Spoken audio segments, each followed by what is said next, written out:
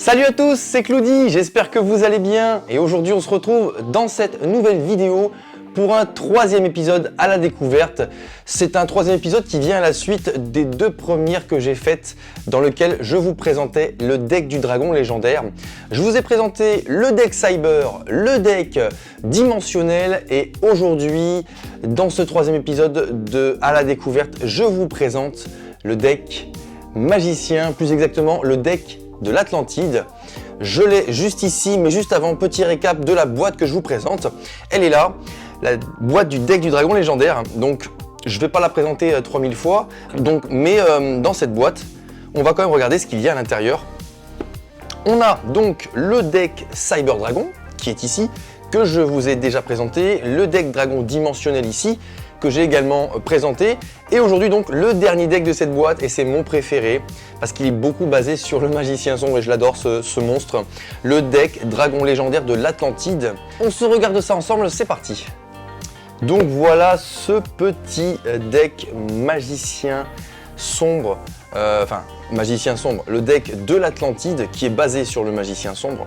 D'ailleurs, le monstre principal de ce deck, c'est le magicien sombre, le dragon chevalier.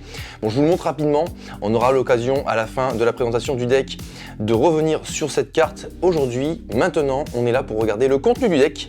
Alors, on commence par le boss principal, le monstre principal, magicien sombre, le dragon chevalier. Magicien sombre, qu'on retrouve en 3 exemplaires obligatoires. La magicienne des ténèbres pour l'accompagner.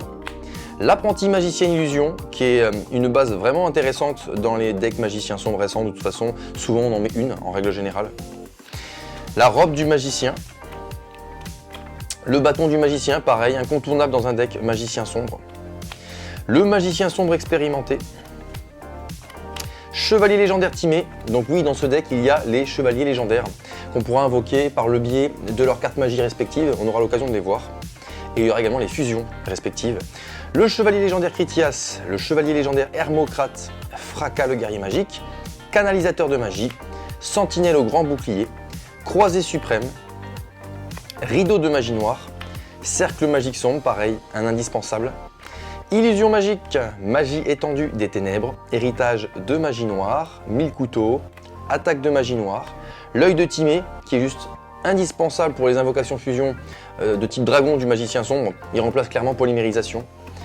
Le croc de Critias pour Critias, la griffe d'Hermocrate forcément, je me répéterai pas, légende du cœur, épée de révélation de la lumière, peau de dualité, renfort de l'armée, âme éternelle, navigation des magiciens, cercueil maléfique, virus broyeur de cartes, force de miroir, El Tyran, paladin des ténèbres, pareil, lui clairement il booste son attaque grâce au dragon et c'est un deck basé sur ça.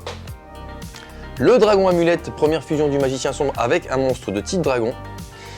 La magicienne des ténèbres, le dragon chevalier, encore une fois, la magicienne des ténèbres et un monstre de type dragon. Dragon du virus maudit, dragon explosion du tyran, dragon force de miroir, marteau de magie temporelle, canon à roquette Hermocrate, déesse archère Artemis et épée du dragon noir aux yeux rouges. Allez, on revient sur le monstre principal de ce deck, qui n'est autre que le magicien sombre, le dragon chevalier, qui est juste incroyable. Regardez-moi ça, il est juste incroyable.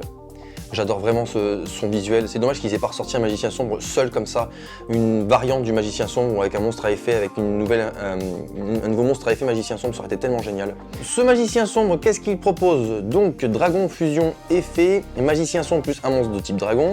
Le nom de cette carte devient magicien sombre, c'est très pratique.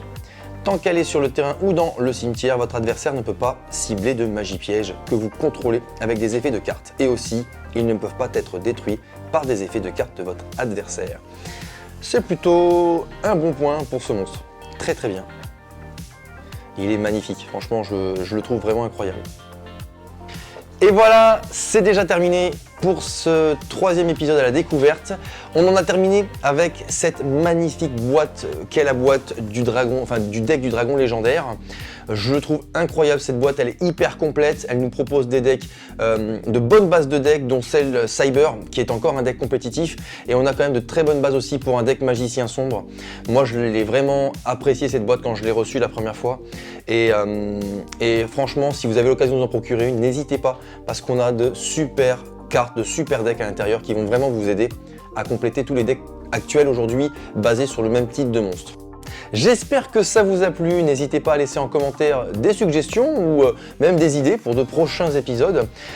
N'hésitez pas également à laisser le petit pouce en l'air, à vous abonner à la chaîne si ce n'est pas encore fait. N'hésitez pas à activer la cloche des notifications si vous souhaitez suivre le reste de mes vidéos et je vous dis à la prochaine les amis. Ciao ciao.